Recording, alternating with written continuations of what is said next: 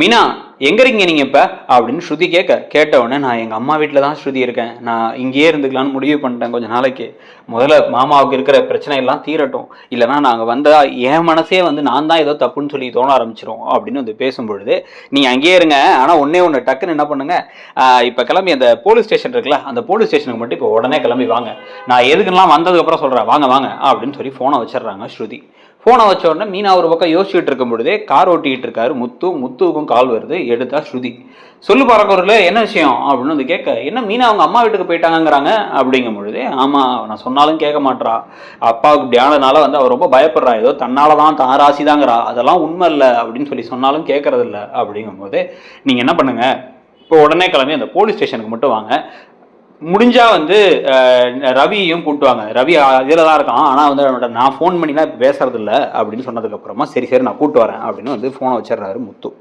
என்ன ஏதோ இருக்கணும் அப்படின்னு அவரு யோசிச்சுட்டு இருக்கும் பொழுதே நேராக கிளம்பி இப்போ வந்து மீனாவும் முத்துவும் நேராக வந்து அங்கே வராங்க. வரும்பொழுதே ரவியும் கூட வராரு. வந்து நேராக ஸ்டேஷனுக்குள்ளே போக, என்னாச்சு என்ன ஸ்ருதி என்னாச்சு, எதுவும் பிரச்சனையா, இந்த நீத்து ஏதாவது பிரச்சனை பண்ணிட்டாளா அப்படின்னு வந்து பேசிகிட்டு இருக்க. அதெல்லாம் இல்லை, ஒன்றும் அந்த விஷயமே இல்லை, இது வேற ஒரு விஷயம் அப்படின்னு இவங்க சொல்லிக்கிட்டு இருக்கும் பொழுதே கரெக்டாக வந்து இப்போ கார் வந்து மனோஜோட கார் நிற்குது. மனோஜோட கார்லேருந்து மனோஜும் இந்த பக்கம் விஜயாவும் நடந்து வராங்க. வந்துட்டு, ஸ்ருதிமா என்னாச்சு, என்ன பிரச்சனை, எதுக்கு உடனே அவசரமாக இங்கே வர சொன்னேன் அப்படின்னு வந்து கேட்க, எதுவும் ரவி மேலே கோபத்தை கேஸ் கொடுக்க போறியா, அவன் அதெல்லாம் அந்த மாதிரிலாம் எதுவும் தப்பு பண்ண மாட்டாமா, அவன் நல்லவன் தான், ஏதாவது அந்த நீத்து தான் பண்ணியிருப்பா அப்படின்னு பேசிக்கிட்டு இருக்கும் போது, அதெல்லாம் இல்லை ஆண்டி, அது இந்த விஷயமே கிடையாது, இது ஒரு வேற ஒரு விஷயம்.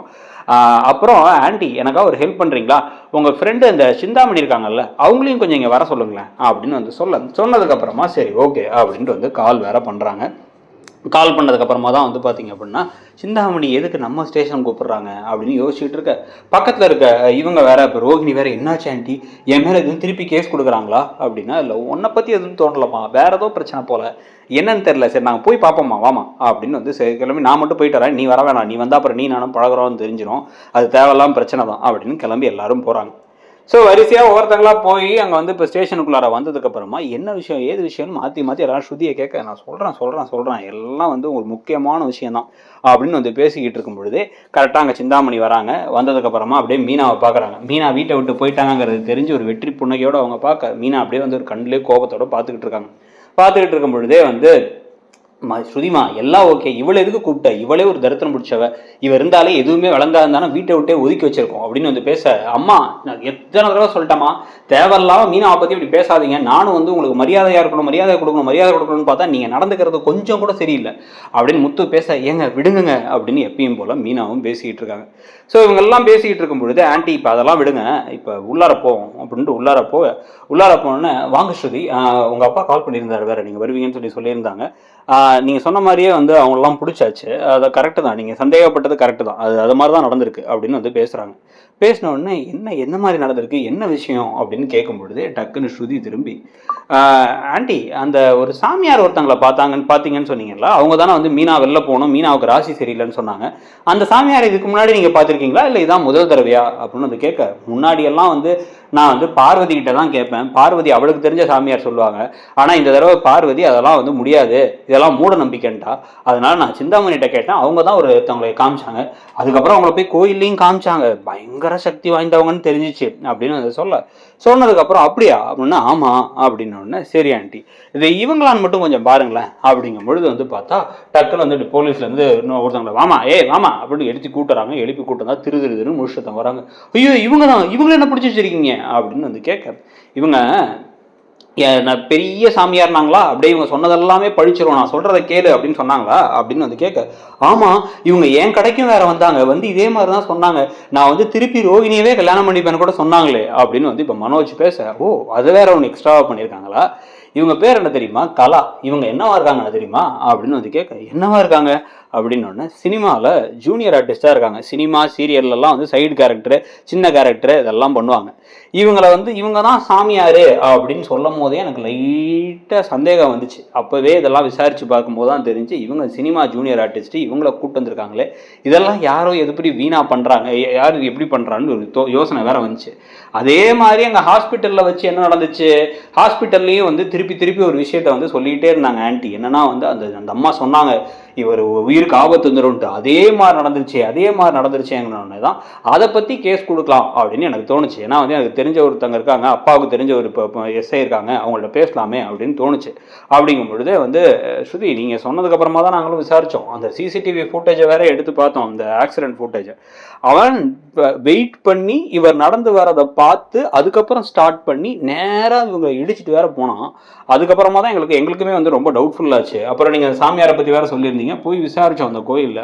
அப்படி ஒரு சாமியாரே இல்லை, அந்த மாதிரிலாம் ரெகுலராக வரமாட்டாங்க, அன்னைக்கு ஒரு நாள் மட்டும் தான் வந்தாங்க, அதுக்கப்புறம் வரலன்னு வேற சொன்னாங்க அப்படின்னு வந்து பேசினதுக்கப்புறமா வந்து என்ன சிந்தாமணி இப்படி சொல்கிறாங்க, நீங்கள் ரெகுலராக பார்க்குற சாமியாக தானே சொன்னீங்க அப்படின்னா, நானும் அவங்களை நம்பி நிறைய பரிகாரம்லாம் பண்ணியிருக்கேன் மாஸ்டர், ஏதோ ஏமாத்திட்டாங்க மாஸ்டர், என்னையும் சேர்த்து ஏமாத்திட்டாங்க, ஐயோ ரொம்ப தப்பு மாஸ்டர், இந்த மாதிரி ஆட்கள் நம்பவே முடியல, அதுவும் இப்படி போய் சொல்லிட்டாங்களே அப்படின்னு வந்து இப்படி பேசிக்கிட்டே அப்படியே திருன்னு அவங்க முழிக்க.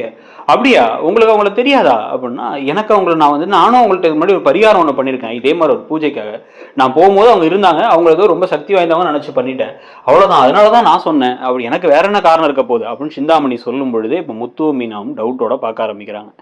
அப்புறம் அந்த வண்டியில வேற வந்து ஒருத்தர் எப்படி கரெக்டா இடிச்சுட்டு போனாரு அப்படின்னா, உடனே அது ஒரு ஆக்சிடென்ட்டா இருக்கும் அப்படின்னு சொல்லிட்டு இப்ப மனோஜ் சொன்னதுக்கு அப்புறம், ஆமா எதேச்சையா நடந்துருச்சு போலயே, அப்ப அந்த அவங்க சொன்னது அந்த ராசி மேட்ரு அதெல்லாம் அப்படின்னா, இல்ல நாங்க என்ன அப்படிங்கும் போது, அதெல்லாம் பொய்யா இருக்கும் மாஸ்டர், பொய்யா இருக்கும், ஏதோ பணத்துக்காக பண்ணிடுச்சு அப்படின்னு சொல்லிட்டு சிந்தாமணி அந்த அம்மாவை பார்த்து இப்படி தலையை ஆட்டுறாங்க, எதுவும் சொல்லிடாத அப்படின்ட்டு. சொல்லும் பொழுதே டக்குன்னு வந்து அது பொய்யா இருக்கலாம், ஆனா வந்து கரெக்டா அது உண்மையை ஆக்கணுங்கிற மாதிரியே ஒரு விஷயம் நடந்து மீனாவை வெளில துரத்தணும்னு யாரோ ஏதோ பண்ணிட்டாங்களான்னு தோணுச்சு.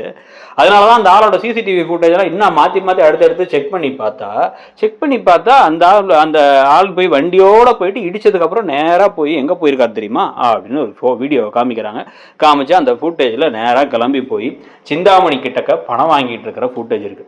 எப்படி அந்த ஆள் உங்கள்கிட்ட ஹெல்மெட்டை கழட்டி வந்து ஃபுட்டேஜில் பணம் வாங்குறாரு, அந்த ஆளை கூட ஏற்கனவே உங்கள்கிட்ட தான் ஒர்க் பண்ணுறாராமே அப்படின்னா, ஆமாம் நானே பார்த்துருக்கேங்கிறாரு முத்து. அப்போ எல்லாம் ஓ வேலை தானாமா அது அப்படின்னு சிந்தாமணியை பார்த்தோன்னே இவங்களும் ஷாக் ஆகி திரும்பி பார்க்க சிந்தாமணி திருதுன்னு முடிக்கிறாங்க. அப்படியே வந்து டக்குன்னு இந்த சாமியாரும், இந்த அம்மா தான் என்கிட்ட பணம் கொடுத்து பண்ண சொன்னாங்க, அதே மாதிரி இன்னொரு அம்மா இருந்துச்சு, அதுதான் பணம் கொடுத்து என்கிட்ட வந்து அங்கே போய் வந்து என் புருஷன் அங்கே உள்ள இருக்காரு, அந்த ஷோரூமில் போய் என்னதான் திருப்பி கல்யாணம் பண்ணிப்பான்னு சொல்லுனாங்க, இவங்க 2 பேரும் பணம் கொடுத்ததுனால தான் நான் இதை பண்ணேன். அதுக்கப்புறம் கோயிலில் வந்து நடிக்க சொன்னாங்க, என் கூட நடிக்கிற ஜூனியர் ஆர்டிஸ்ட் தான் 4 பேருக்கு வேற காசு கொடுத்து அவங்க வந்து என்னை பாராட்டுற மாதிரிலாம் பண்ணோம், எல்லாமே இவங்க சொல்லி தான் நான் பண்ணேன், என்னை தயவு செஞ்சு விட்டுருங்க, கேஸ்லாம் ஆகும்னு நினைக்கல, அவங்க ஏதோ சின்ன குடும்ப விவகாரம்னு சொன்னாங்க, அதனால தான் அப்படி பண்ணோம் அப்படின்னு வந்து சொன்னதுக்கப்புறமா வந்து அப்படியே திரும்பி ஏய் அப்படின்னு வந்து, உனக்குலாம் மனசாட்சி இருக்கா அப்படின்னு கத்திக்கிட்டே மீனா முன்னாடி வர, நீங்கள் டென்ஷன் ஆகாதீங்கம்மா, இதெல்லாம் நாங்கள் விசாரிச்சுக்கிறோம், ஆனால் இப்போ இதுக்கு நீங்கள் கேஸ் கொடுக்குறீங்க அப்படின்னா கொடுக்கலாம், ஏன்னா வந்து மற்ற எந்த விஷயம் கேஸ் ஆகாட்டியும் கூட இந்த இவங்க அண்ணாமலை அப்படிங்கிறவரை இடிச்சுட்டு போனது கண்டிப்பாக கேஸ் தான், அதை வேணும்னே பண்ணியிருக்காங்க, ஆனால் கேஸ் கொடுக்குறீங்களா அப்படின்னு கேட்க இப்போ ஷாக்காகி எல்லாம் முழிக்கிறதும் சிந்தாமணி சிக்கரமாக இருந்தால் கரெக்டாக இருக்கும். உங்களுக்கு என்ன தோணுது இந்த ப்ரெடிக்ஷனை பற்றி அப்படிங்கிறத சொல்லுங்கள். அப்படியே மறக்காமல் வந்து பார்த்தீங்க அப்படின்னா வந்து நம்ம சேனலே இருக்கக்கூடிய மற்ற வீடியோஸ் எல்லாத்தையும் பார்த்துட்டு இடம் பொருள் சேனலையும் சப்ஸ்கிரைப் பண்ணலை அப்படின்னா சப்ஸ்கிரைப் பண்ணி அந்த பெல் ஐக்கானையும் கிளிக் பண்ணிக்கோங்க. தேங்க்யூ.